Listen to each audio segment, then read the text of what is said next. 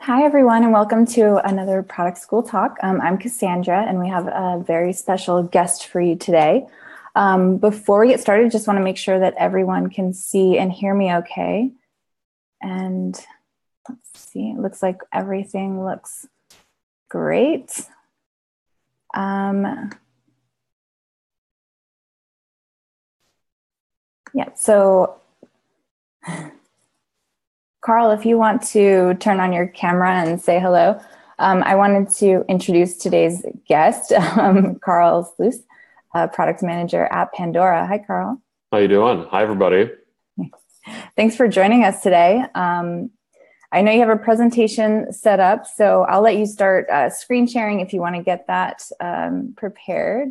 Sure. And guys, we'll be taking questions right after his presentation, so we'll have time for that as always, and you'll be typing them underneath the video on Facebook. So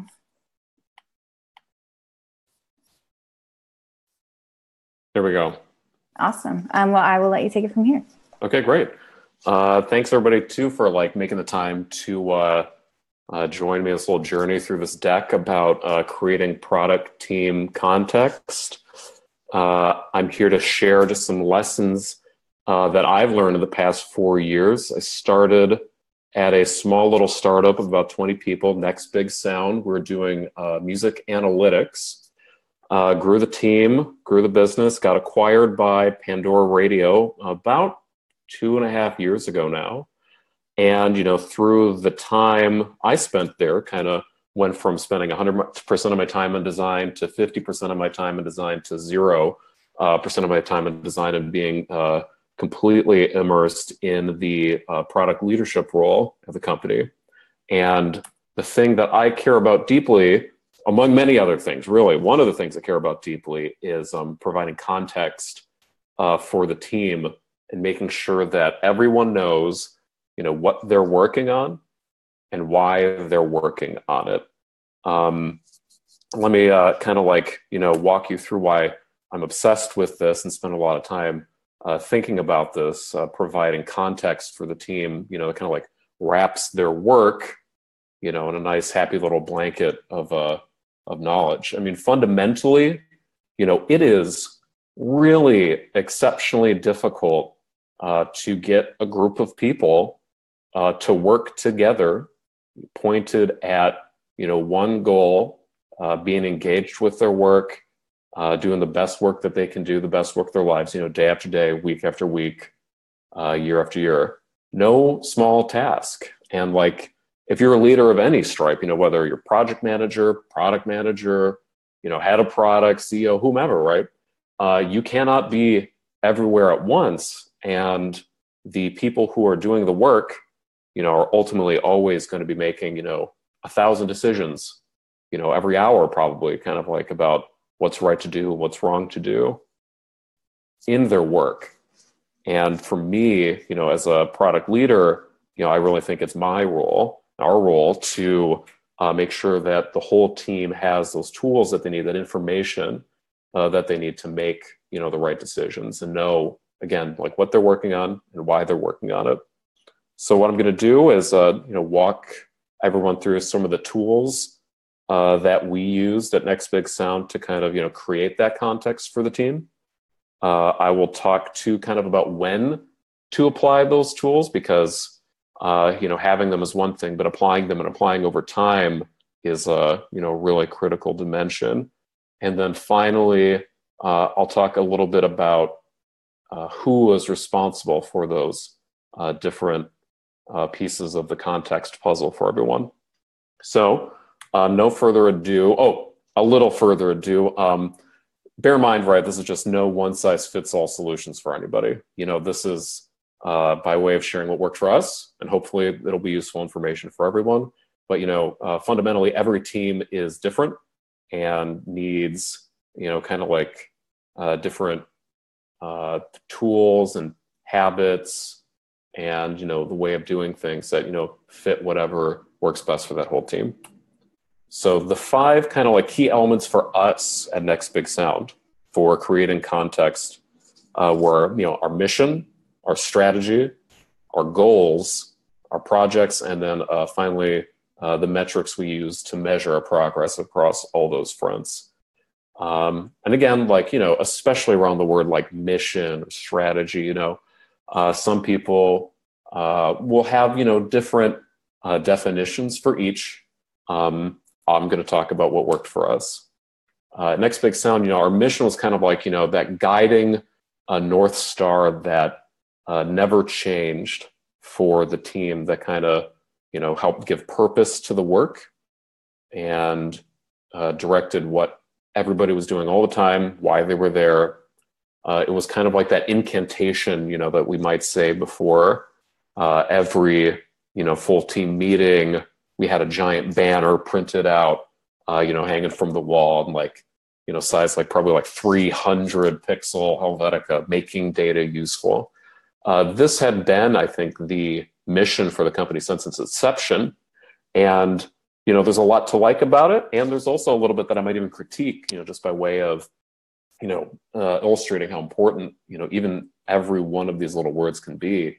I love making, describes, everybody in the team is responsible for, creating something. It's an ongoing process of creating something. And data, obviously, gave us direction in terms of what we're going to use, for that making.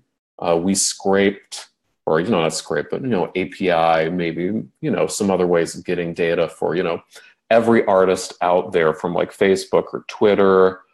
We looked for events from like, New York Times mentions and things like that. Put it all together, right? We took a lot of data, put it all together, made it useful for the music industry. And then finally useful, right?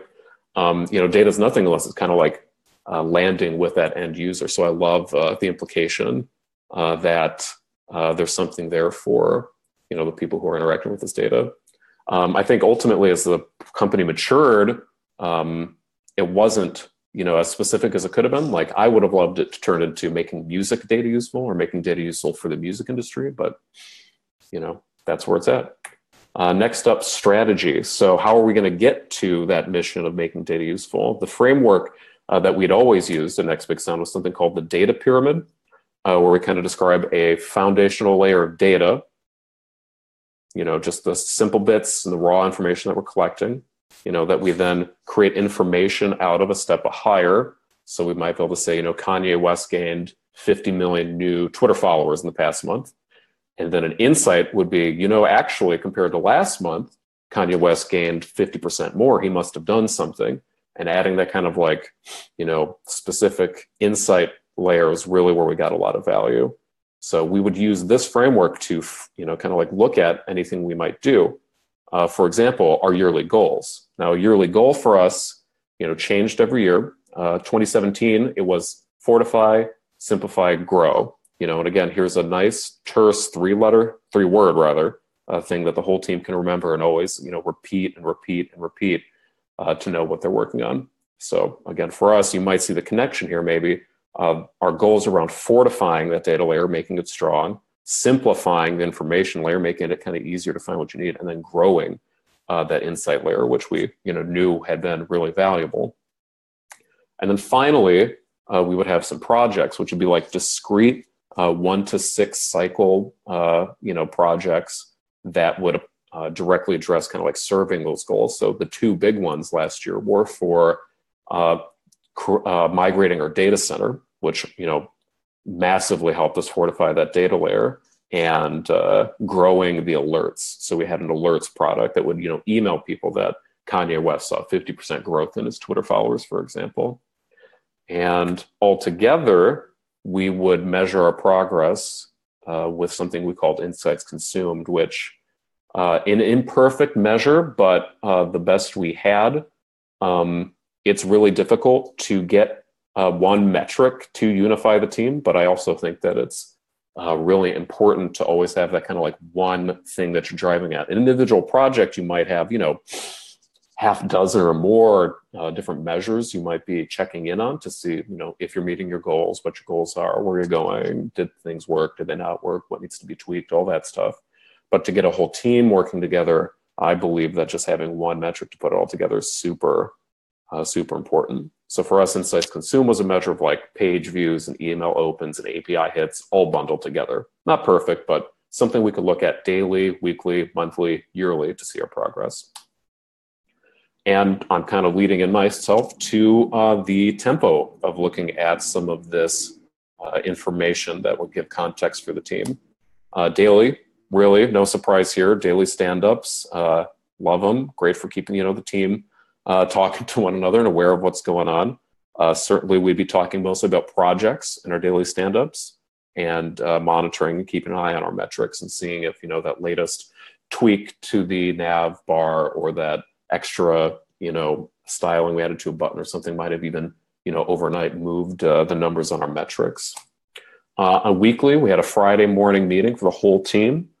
We would always repeat that mission and that strategy and those goals, have product leads talk about the different projects and how things are working, and go through our metrics for the whole team all together.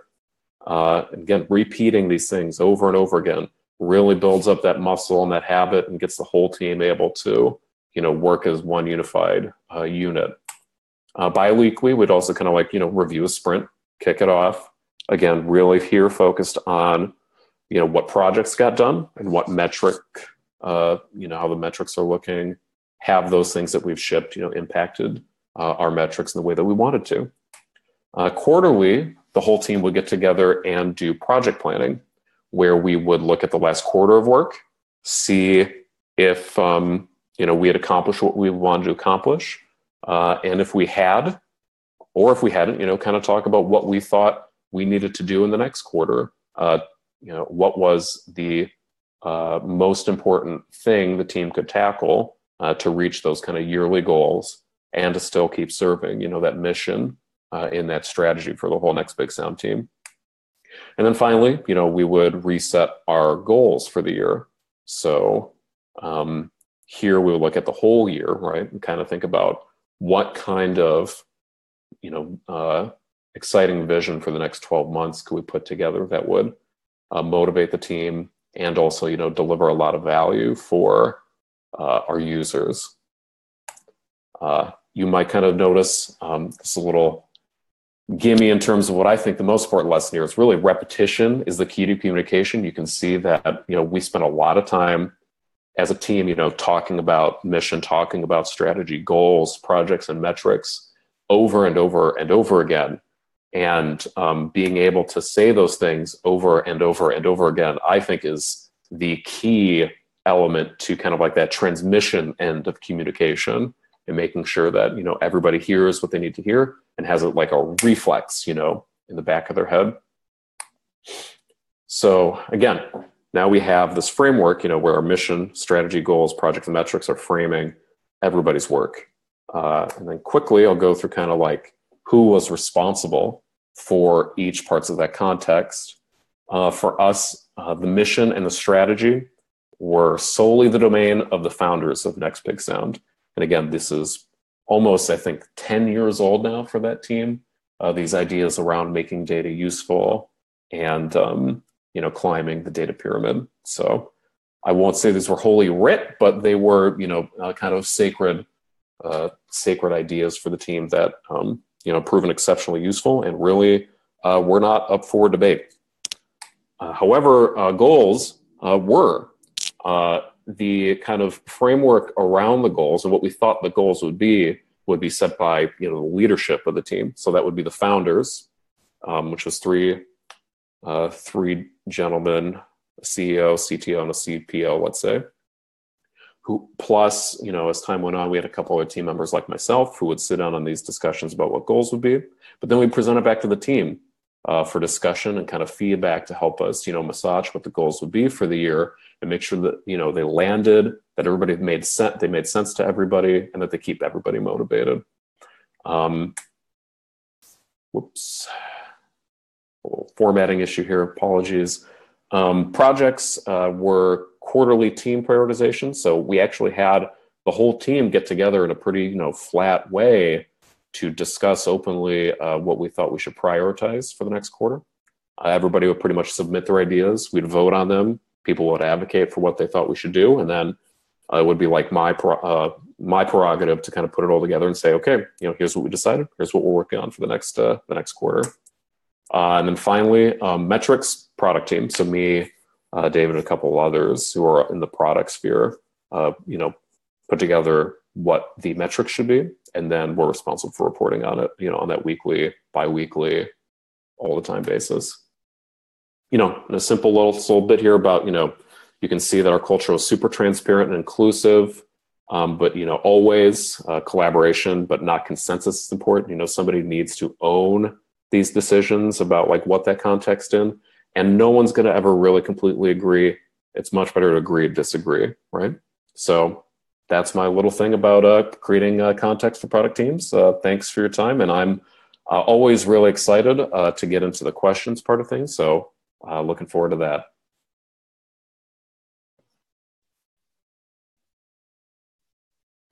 Awesome. Thanks so much, Karl, for that. And guys, you can start typing your questions right underneath the Facebook video. And Karl, you're welcome to stop sharing your screen too. Okay.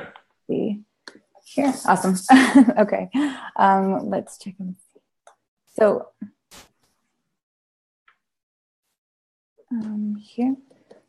So this one came in through Slack. So can you talk more about the skills that have helped you along the way in becoming a product manager? Great. Yeah, totally. Everybody kind of has a unique journey, right? And there's always going to be some kind of balance between like playing to your strengths and then having to, confront, your weaknesses and making sure that you're building up new skills. So for me, coming from a product design background, a lot of the skills around, user advocacy, empathy with users, being really user driven, that's like second nature for me. And also like communication, the written word and being able to like synthesize, also kind of like a strong thing for me too. That's how I started to kind of get into the role in the team, because there was kind of like a gap for somebody just kind of like, putting it all together for everybody. However, you might guess that I, am not from a computer science background. So one of my, big holes was always kind of like understanding how the computers work. Like at first, to me, it was like sitting in a when engineers were talking, it was like sitting in a room of a bunch of like wizards, and I was a muggle, and all these spells are getting thrown around, and I have no idea what they're talking about.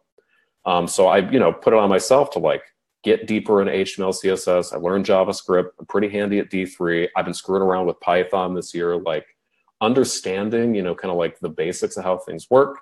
That helped me understand a lot more about what the product was and how to manage it. And then also helped me build up a lot of like trust and ability to communicate with the different engineers. And, not just like being able to like, know what people ought to do, but to like really recognize wins and be able to like celebrate when somebody does something super cool and have that like, celebration be legitimate. That to me was like one of the biggest payoffs for me in my couple of years journey going into product. Awesome. Yeah, definitely getting a little bit of like tech knowledge, I'm sure helped. Yeah. Here, our next question. We have quite a few come in, so it's great. A lot of questions. Perfect. And this one is from Mary. Was there a need for stakeholder engagement above and beyond the team and leadership? So we started, this is a little bit before my time. The product Next Big Sound was in some ways kind of custom designed for Sony Music. And then we eventually got out to, the other big three labels, which would be Universal and Warner. Absolutely, those people were part of all of our conversations all the time. We really prioritized kind of like what the team in their wisdom thought would be best. And that, requires like input from, engineering and knowing what their challenges and needs are, and like also design. And also like, people who are outward facing actually all coming together and like going through that kind of tough, communication that's required to like lay it all out there, make sure kind of everybody understands what's going on, to then put it all together to create a solution and kind of like a project plan and some goals that, make sure everybody's getting some kind of like win, or at least their needs met. Right. We also spent, time once we got acquired by Pandora to like, make sure we're like playing around with them, and make sure that we were kind of also keeping their needs in mind and building solutions that service their needs, whether it's like their own outreach to musicians or labels or programming, keeping things at the radio. So definitely like the team was a core for us and we definitely protected that, but extending outward is super important too. Yeah. Great. Our next question is from Tam. How much lead time do you give to the quarterly planning? Like for example, when do you start and end planning for Q2? We probably, I would say like 2 cycles out. So 4 weeks, I would start to remind the team, like I'm a big believer in communication. So like next week, I'll be asking you to submit your ideas for what we should be working on next quarter. Here's what we did this quarter so far. Think about what you want to suggest, right? So 3 weeks out, everybody submits. They have a whole week, right, to come up with what they think we should be working on, and then a whole nother week to submit it, because it can be tough to find that time, when like there's a fire over here and the system's down and all those other things are happening. Like more time equals, more input. So 2 weeks out, we would actually have the whole team come together and talk. And then that gives me or whomever's running the product planning part of things to a week to synthesize it all, put it all together, present it back to the team, and we can hit the ground running for the next quarter. Very cool. So let's see, we have another question on timing, so I'm going to kind of piggyback them. So this is from Markel. How long do you typically spend in the beginning of the project with the requirements gathering phase? Depends highly on what the project is. Definitely, I think surely at least there's like a good cycle, probably 2, depending on the scope of the project for like really getting those requirements out there. Sometimes though, like we would do sort of like some rough project scoping well before even the project had been kind of like officially decided on. For example, I mentioned we were doing a data center migration. Though was of course something that took a whole year and change. So it can be kind of a helpful thing to like give the team a break and let them step back for a couple hours, through a couple meetings and think about, kind of like what's the light at the end of the tunnel? What do we get to work on next? And, pre kind of like incepting even, if you will, what's coming up in the pipeline pays a lot of dividends. Awesome. And I noticed we have a former Sony product manager that dropped in a hello there. So hi, Igor. Hi, Igor. Okay. And the next question is here from Taito. Can you build a mission and strategy as a PM if it is non-existent in the company? How would you go about it if your founders don't seem to find it important? That's a good one.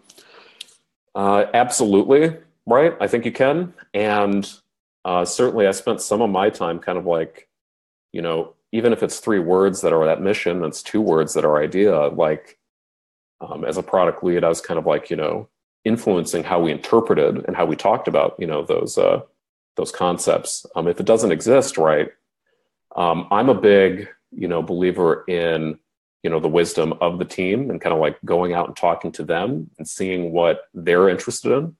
And I wouldn't be surprised in any kind of given team that there would be a theme that would emerge after talking to just a couple people. So for me, a mission and a vision or strategy is only as good as like people believing in it and thinking that it's the right one. So for me, the first step would be talking to the rest of the team, seeing if they feel like, it's kind of a missing element. And if they do, like, what would it be if they thought it was? And, as a product lead, then your job is to synthesize it and then start pitching it and pitching it and pitching it and talking about it until like, wait, we've always had this mission and this strategy. Like, this isn't new. We've been talking about it for a long time. Awesome. Yeah, it definitely is ultimately about the team getting behind it. So that's really cool. And speaking of strategy and goals, so our next question is from Jason. With something like goals that you described, like repetitive mantra, it seems like the audience is the team and its function is to unify the team. So is there a different strategy for managing up and communicating the goals to like the C-suite? Certainly. For the way we were arranged, I'll be totally honest, I wasn't really too much part of that. That was like our CEO, Alex, who, head of the team, spent a lot of his time managing back up to the rest of Pandora. We also had a chief, like a VP of tech or something like that, who was also kind of those conversations. But I certainly helped put some of the material together and frame how we talked about it, and had input on what it was. For me, it was always about listening to what the other people, not C-suite at Pandora were talking about, knowing what was on their mind and hearing, what their needs were, and making sure that, at best we were doing something helpful, and at least we framed it in a way that was either helpful then or would be helpful in the future. So again, I think there's a big component here of having your ears, perked up and knowing what people are talking about and then repeating it.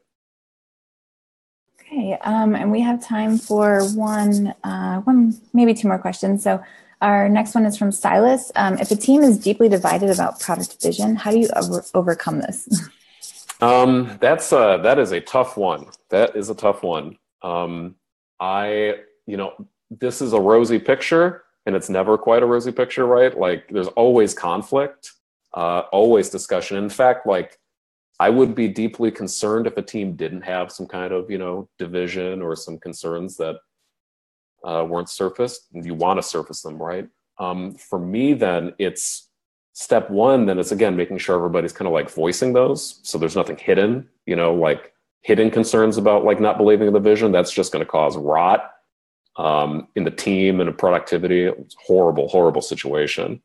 We definitely went through that sometimes the Next Big Sound, especially again.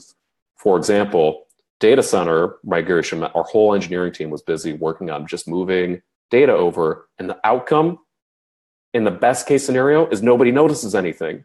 It's not product change, it's not adding more value to users. It's just the tech is updated and more stable, hopefully. So certainly the other half of the team is what the hell? We don't have any engineering resources. So step one, again, making sure everybody kind of talks about it. And then two is, there's a sequencing here, or kind of a discussion. If it is a vision though, and people disagree with the vision, at the end of the day, you have to agree to disagree. I don't believe in half measures there. You can't say it's both. That's also a crummy situation. You have to, as a leadership role, and the leadership team has to come down on one side. And ultimately, if part of the team doesn't believe in it, then, things will evolve. And hopefully you can build a team that does believe in the vision completely. Awesome. Well, thanks for taking that question too. Really great advice. And before we say goodbye and let everybody get back to their day, I would love to hear your advice for aspiring product managers out there. Yeah, I mean, beyond staying abreast of what's going on, keep reading, keep learning. There's unbelievable how much, learning material is out there these days to kind of just quickly absorb what's important to think about. To me, the most important thing is always getting your hands dirty, finding opportunities to help with projects that are going on, or create little projects of your own and try to understand that end-to-end process. And then kind of going back to an earlier question, right? Understanding what you're really good at and making sure you're doing that. You should play to your strengths, and also understanding what your weaknesses are in terms of being a product lead, and make sure you're addressing them. Okay, really great advice. Thank you. And thanks again for an awesome presentation. And my pleasure. And great. And thanks everybody for joining us today. If you want more information about us, you can go to productschool.com, and you still have some time to type in book and get a free copy of the product book. Thanks again, Karl, and have a good day.